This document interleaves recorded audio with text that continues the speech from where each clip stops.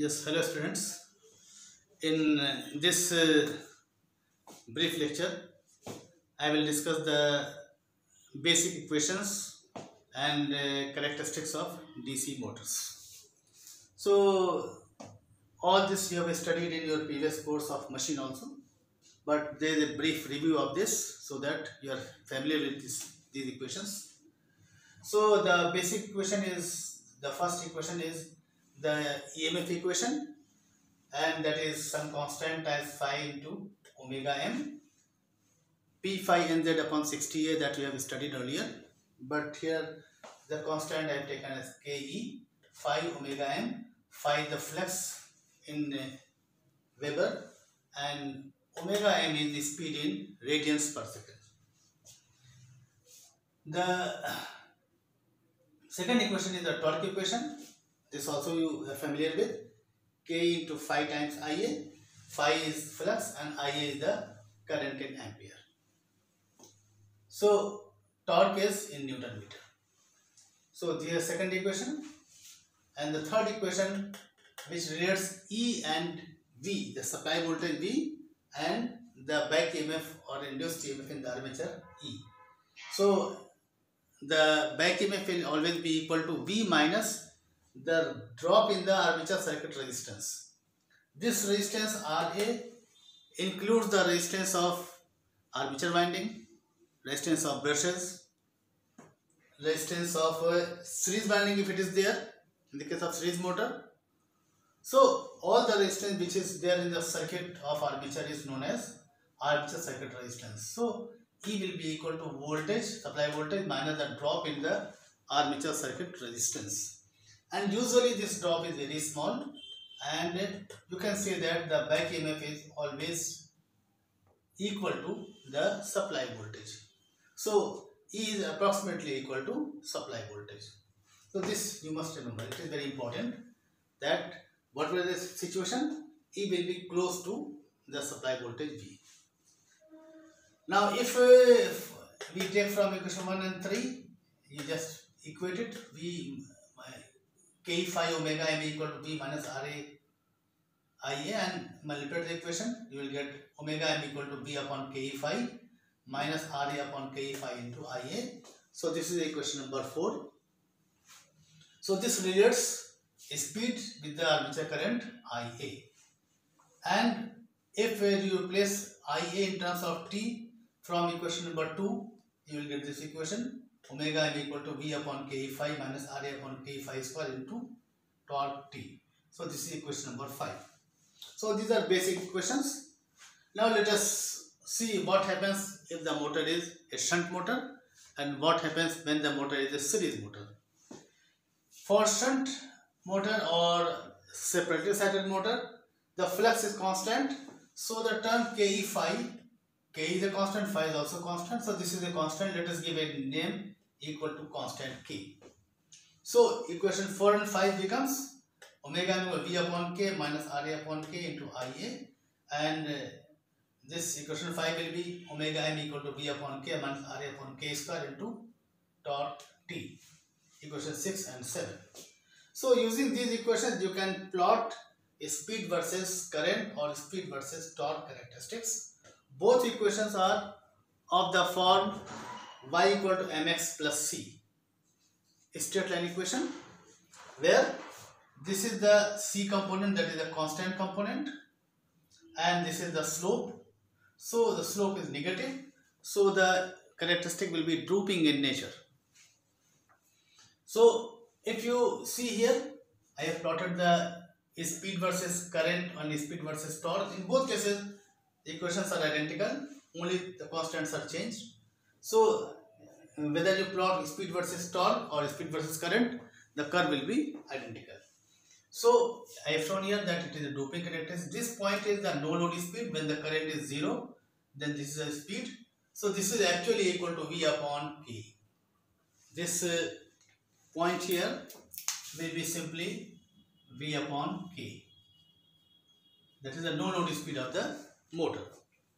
So as the motor is loaded, the current increases, the torque increases, the speed will drop, And as I have shown here that this is the 1 per unit point, that is the rated speed, and at no load the speed is equal to 1.05 per unit, that is 5% more than the rated speed. Usually this is the case. The speed drop is about 5% as the motor is loaded from no load to full load, and the rated speed is that speed at which the motor will run when it draws the rated current. It is supplying the rated torque. At that condition the speed is known as the rated speed. So this I have shown as per unit speed, 1 per unit speed, and as the motor is unloaded, speed will increase, and at no load condition it will be about 5% higher than the rated speed of the motor. So the speed is drooping in nature, and this drop in speed is basically because of the resistance Ra. Had the resistance been 0, in that case the speed would be V upon K. It remains constant throughout. This means that larger is the resistance in the armature circuit, more will be the drop in the speed as the motor is loaded. So it is tried that the Ra should be, the resistance of armature circuit should be kept as low as possible, so that the motor behaves like a constant speed motor. So this is a characteristic of a separately excited or shunt DC motor where the flux is constant. In series motor, the flux produced by the motor is proportional to armature current, because field winding is placed in series in the armature. So the flux there will be proportional to armature current. So I have taken it equal to Kf into Ia.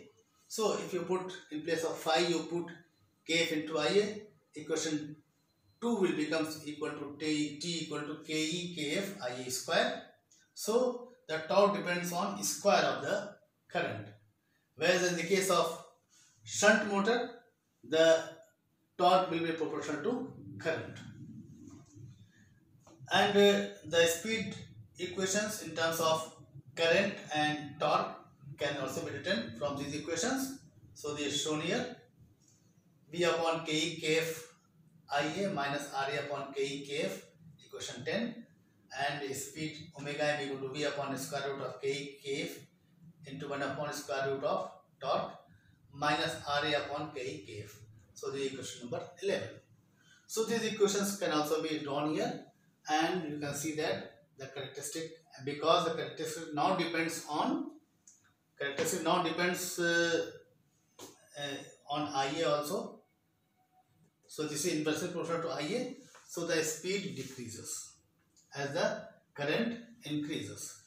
So the characteristic is highly drooping, and you can say that when the load is 0, so the torque will be the speed will be very high.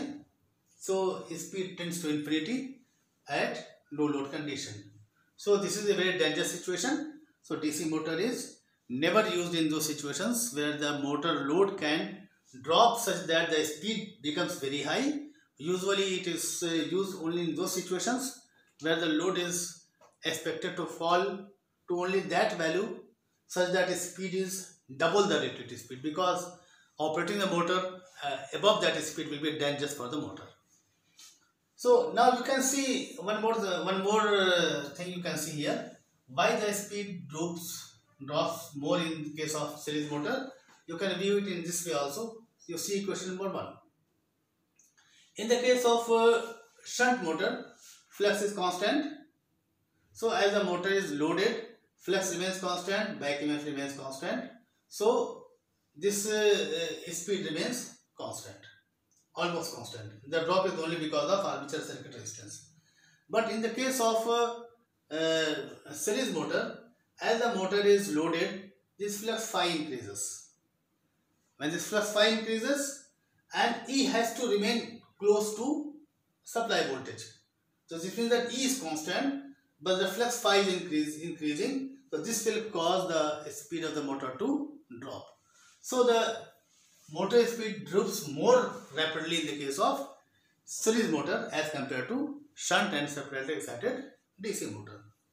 So this is the way you can explain the characteristic of a series motor.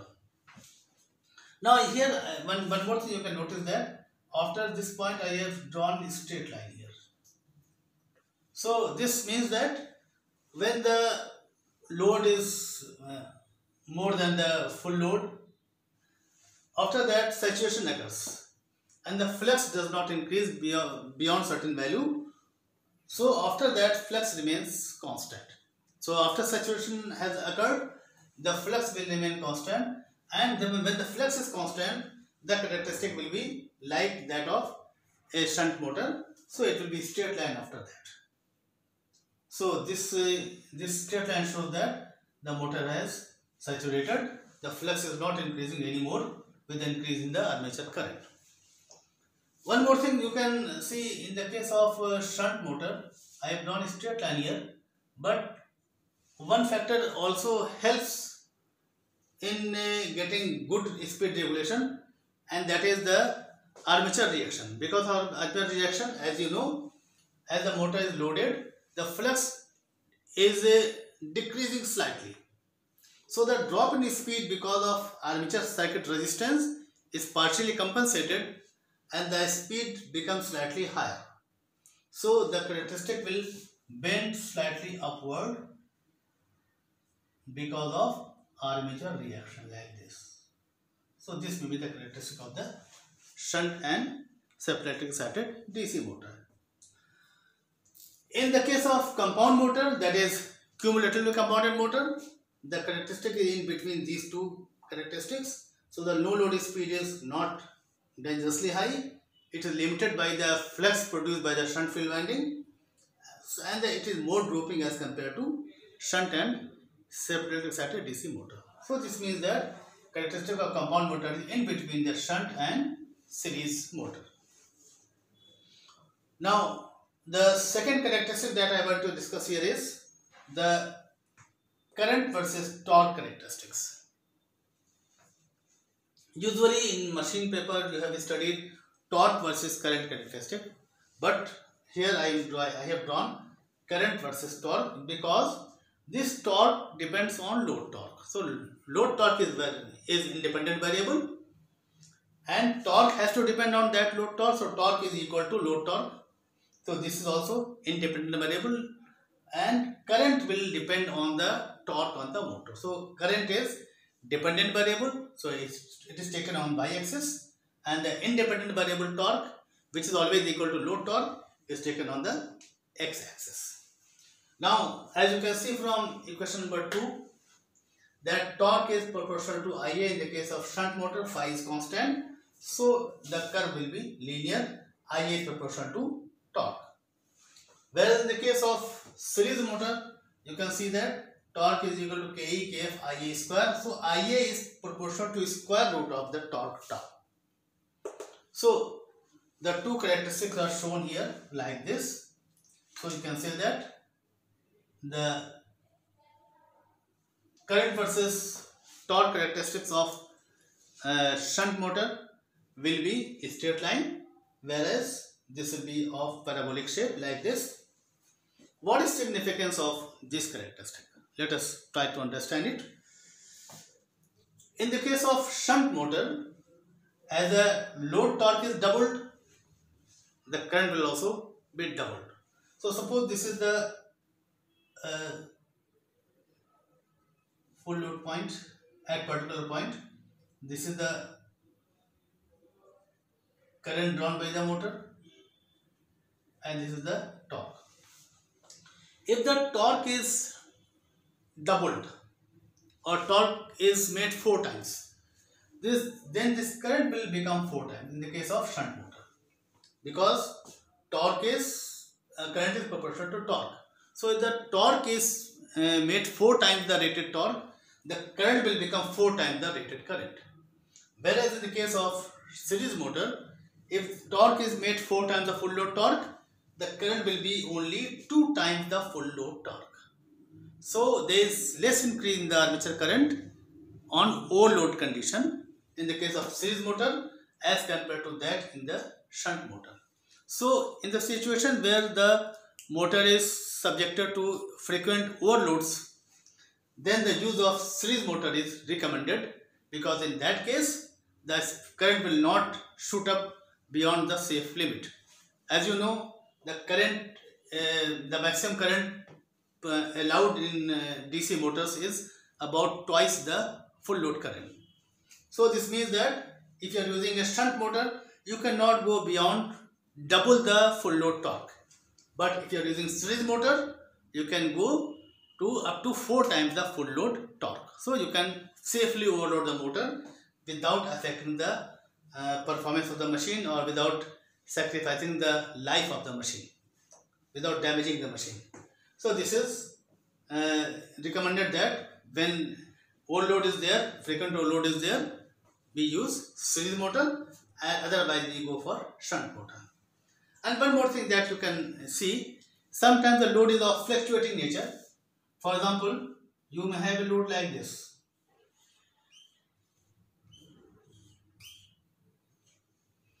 And if this is the load, the torque, and this is the time. If this is the type of load, intermittent type of load, and we are using a shunt motor, in that case you will have a similar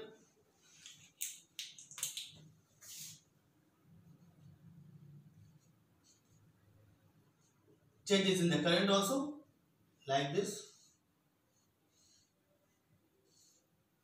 So you will have a highly fluctuating current, and that will cause a change in the, or fluctuation in the supply voltage. So in place of shunt motor, if I use series motor, in that case you will have a characteristic somewhat like this. It is less fluctuating, like this, because in this case the current is proportional to the square root of the torque. So on overload condition, the current will not become very high, so the current will be within safe limit, and less fluctuation in the supply current, less fluctuation in the supply voltage. So DC motor is recommended in those situations where we go for frequent overloads, and in those situations where the load is highly fluctuating. The use of series motor is recommended. So this is all about the characteristics of the DC motors. This is all basically a review of what you have studied in your previous course. Now in the next lecture we shall discuss the starting of DC motor, why it is necessary to use some starter, and for both series motor and shunt motor. So what is the remedy, and how you can limit the starting current to a safe value. So these things we shall discuss in the next lecture. Thank you for today.